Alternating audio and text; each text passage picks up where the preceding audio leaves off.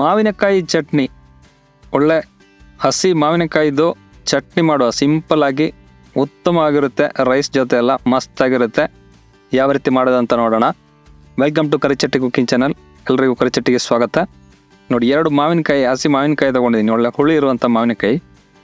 ಇದು ಮಾರ್ಕೆಟಿಂದ ತರೋದಾದರೆ ಚೆನ್ನಾಗಿ ವಾಶ್ ಮಾಡಿ ಆಮೇಲೆ ಸಿಪ್ಪೆ ಎಲ್ಲ ತೆಗೆದು ಕಟ್ ಮಾಡೋದು ಒಳ್ಳೆಯದು.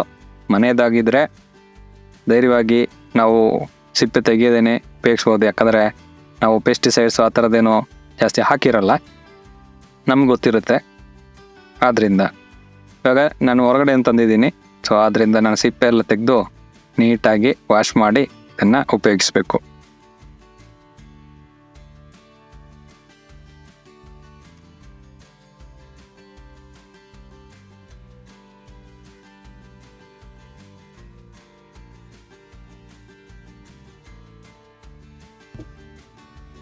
ನೋಡಿ, ಸಿಪ್ಪೆ ಎಲ್ಲ ತೆಗೆದು ಚೆನ್ನಾಗಿ ವಾಶ್ ಆಗಿ ರೆಡಿಯಾಗಿದೆ. ಇನ್ನು ಇದನ್ನು ಕಟ್ ಮಾಡಬೇಕು. ಸ್ವಲ್ಪ ಸಣ್ಣ ಪೀಸ್ ಮಾಡಿ ಕಟ್ ಮಾಡುವ.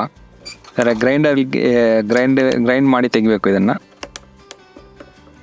ಅದಕ್ಕೆ ಬೇಕಾಗಿ ಈ ಒಂದು ಅಳತೆಯಲ್ಲಿ ಕಟ್ ಮಾಡುವ.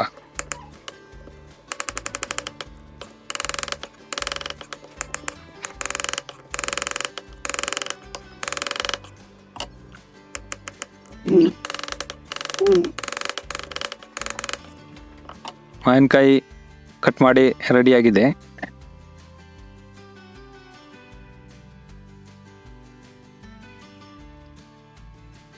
ಇನ್ನು ಸ್ವಲ್ಪ ತೆಂಗಿನಕಾಯಿ ಬೇಕು.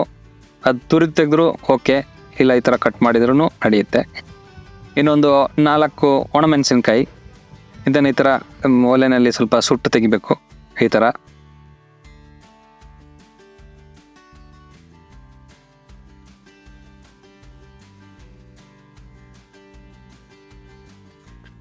ಇದು ಈ ಚಟ್ನಿ ರೈಸ್ ಜೊತೆ ಎಲ್ಲ ಸೂಪರಾಗಿರುತ್ತೆ. ರೈಸ್ ರೋಟಿ ಜೊತೆನೂ ತಿನ್ಬೋದು, ಮಸ್ತಾಗಿರುತ್ತೆ. ಸಿಂಪಲಾಗಿ ಸ್ವಲ್ಪ ಹುಳಿಯಾಗಿ ತುಂಬ ಇಷ್ಟ ಆಗುತ್ತೆ ಎಲ್ರಿಗೂ.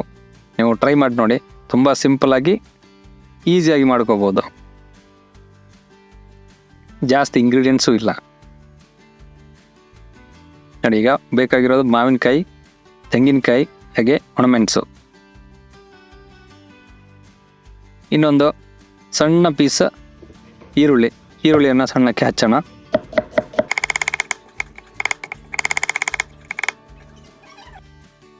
ಇವಾಗ ಇವನ್ನು ಒಂದು ಜಾರ್ಗೆ ಹಾಕೋಣ.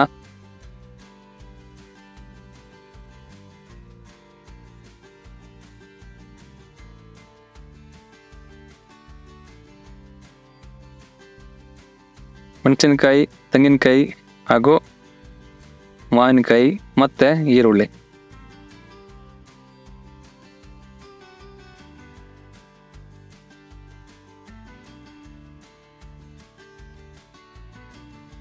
ತುಂಬ ನೈಸಾಗಿ ಗ್ರೈಂಡ್ ಮಾಡೋದು ಬೇಡ, ಸ್ವಲ್ಪ ಸಣ್ಣ ಸಣ್ಣ ಇದಿರಬೇಕು, ತುಂಬ ನೈಸ್ ಆಗಬಾರ್ದು.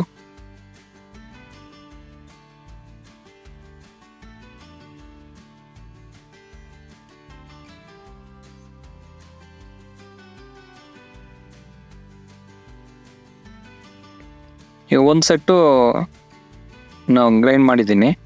ಇನ್ನೊಂದು ಸ್ವಲ್ಪ ಉಳಿದಿದೆ, ಅದನ್ನು ಕೂಡ ಜಾರ್ಗೆ ಹಾಕಿ ಗ್ರೈಂಡ್ ಮಾಡುವ.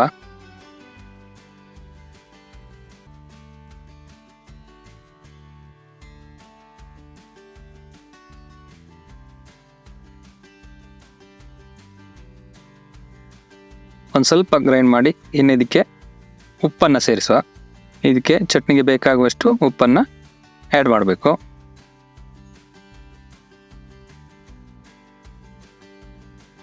ಹಾಗೆ ಸ್ವಲ್ಪ ಕರಿಬೇವಿನ ಸೊಪ್ಪು, ಅದನ್ನು ಕೂಡ ಹಾಕಿ ಚೆನ್ನಾಗಿ ರುಬ್ಬಿ ತೆಗಿಯೋಣ. ನೋಡಿ, ಈ ಮಟ್ಟಕ್ಕೆ ರುಬ್ಬಿದ್ರೆ ಸಾಕು. ಈಗ ಚಟ್ನಿ ರೆಡಿಯಾಗಿದೆ. ಈ ಒಂದು ಥಿಕ್ನೆಸ್ಸಲ್ಲಿರಬೇಕು, ನೀರು ಹಾಕಬಾರ್ದು ಜಾಸ್ತಿ. ಒಂದು 2 ಸ್ಪೂನ್ನಷ್ಟು ಮಾತ್ರ ನೀರು ಹಾಕಬೇಕು.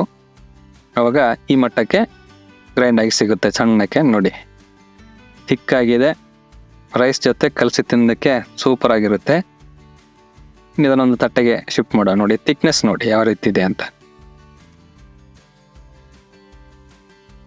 ಸೊ ಗೆಳೆಯರೆ, ಈ ರೀತಿಯಾಗಿ ಈಸಿಯಾಗಿ ಒಂದು ಮಾವಿನಕಾಯಿ ಚಟ್ನಿಯನ್ನು ರೆಡಿ ಮಾಡ್ಬೋದು. ರೈಸ್ ಜೊತೆ, ರೋಟಿ ಜೊತೆ, ಚಪಾತಿ ಜೊತೆಗಾದ್ರೂ ತಿನ್ಬೋದು. ನೀರು ದೋಸೆ ಎಲ್ಲದಕ್ಕೂ ಚೆನ್ನಾಗಿರುತ್ತೆ, ಸೂಪರಾಗಿರುತ್ತೆ. ನೀವು ಟ್ರೈ ಮಾಡಿ ನೋಡಿ.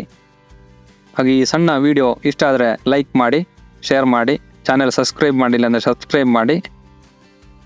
ಇನ್ನು ಮುಂದಿನ ಒಂದು ರೆಸಿಪಿ ಜೊತೆ ಸಿಗೋಣ. ಅಲ್ಲಿಯ ತನಕ ಎಲ್ರಿಗೂ ಬಾಯ್ ಬಾಯ್.